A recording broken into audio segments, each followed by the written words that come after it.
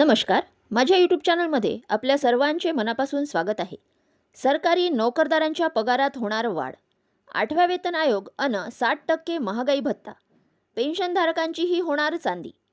कोट्यवधी कर्मचाऱ्यांसाठी दिलासादायक बातमी. गेल्या 11 वर्षापासून प्रलंबित असलेला पीएफ पगाराच्या मर्यादेचा मुद्दा आता मार्गी लागणार आहे.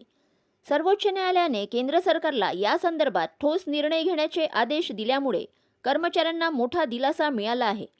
एका जनहित याचिकेवर सुनावणी करताना सर्वोच्च न्यायालयाने केंद्र सरकार आणि ईपीएफओला स्पष्ट निर्देश दिले आहे की पीएफ पगाराची मर्यादा वाढवण्याबाबत पुढील 4 महिन्यात निर्णय घ्यावा. सध्याची 15,000 रुपयांची मर्यादा जुनी आणि कालबाह्य झाल्याचे मत न्यायालयाने नोंदवले आहे. पीएफ पगाराच्या मर्यादेत शेवटचा बदल 2014 मध्ये करण्यात आला होता. त्यावेळी ही मर्यादा 6.5 रुपयांवरून 15,000 रुपये करण्यात आली होती.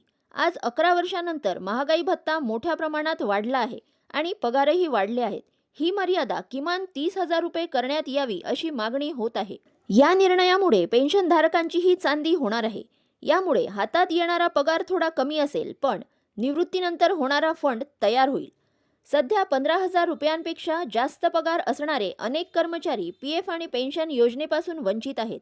मर्यादा वाढल्यास कोट्यवधी कर्मचाऱ्यांना सामाजिक सुरक्षेचा लाभही मिळणार आहे.